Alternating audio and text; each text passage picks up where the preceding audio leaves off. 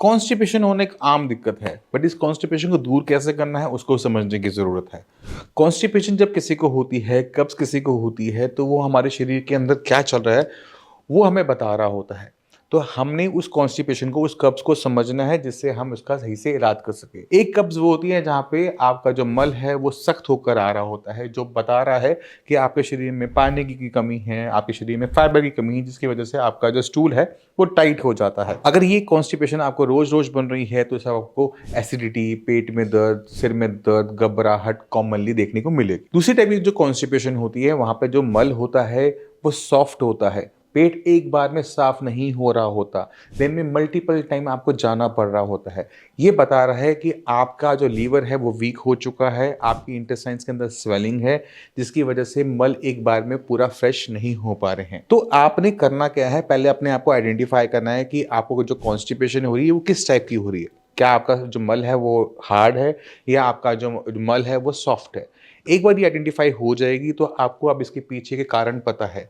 अगर आपका stool hard आ रहा है, वहाँ पर आपको क्या करने की ज़रूरत है? वहाँ पर फाइबर इनटेक बढ़ाने की ज़रूरत है। तो दिन में अगर आप थोड़ा-सा पपीता खा लेते हो, थोड़ा-सा दूध खा लेते हो और देखते हो कि आपका पेट साफ़ होना शुरू हो गया, तो वहाँ पर आपको मेडिसिन लेने की ज़रूरत नहीं होती, वहाँ पर इन्हीं चीज़ों से काम चल जाता है।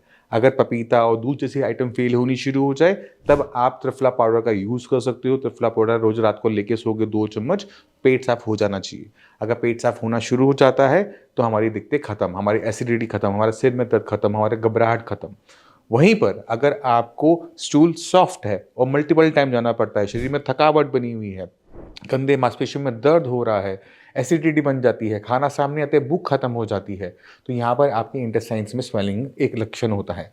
ऐसे पेशेंट को अपना एक अल्ट्रासाउंड तो करवा ही लेना चाहिए, जिससे पता लग जाए कि लीवर कितना अच्छा काम कर रहा है, लीवर कहीं फैटी तो नहीं हो रहा। साथ में अपना कोलेस्ट्रॉल का टेस्ट करवाना चाहिए, क्योंकि ऐसे पेशेंट के अंदर हमें कोलेस्ट्रॉल थोड़ा ज़्यादा देखने को मिलता है। और साथ-साथ अपना डायबिटीज़ का भी टेस्ट करवाना चाहिए, क्योंकि ऐसे पेशेंट के अंदर हमें प्री डायबिटिक होने की संभावना बढ़ जाती है। और बीपी का टेस्ट भी, क्योंकि बीपी इस कंडीशन में बढ़ना शुरू हो जाता है।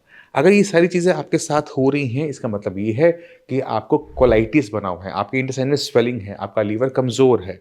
अगर हमने इसे ठीक करना है तो आपको अपने खाने-पीने की हैबिट्स पर ध्यान देना होगा। आपको देखना होगा कि आप कहीं खाने के बाद पानी तो नहीं पीते, या फिर खाने के बाद आप कहीं कोई लिक्विड छाछ या चाय का इंटेक तो नहीं कर रहे। आप दिन में एक्सरसाइज़ कर रहे हो या नहीं कर रहे हो। आप खाने के अंदर सब्जियाँ का इंटेक करते हो या नहीं करते, या पूरे दिन फ्राइड खाना ही खाते रहते हो, रोटी है, पराठे हैं, पूड़ियाँ हैं, यही ज़्यादा खाते हो, कचौड़ियाँ ज़्यादा खाते हो, तो ऐसे पेशेंट के अंदर हमें ऐसी दिक्कत देखने को मिल जाती है। जिन पेशेंट का वेट ज़्यादा होता है, उनके अंदर में ये दिक्कत ज़्यादा देखने को मिलती है।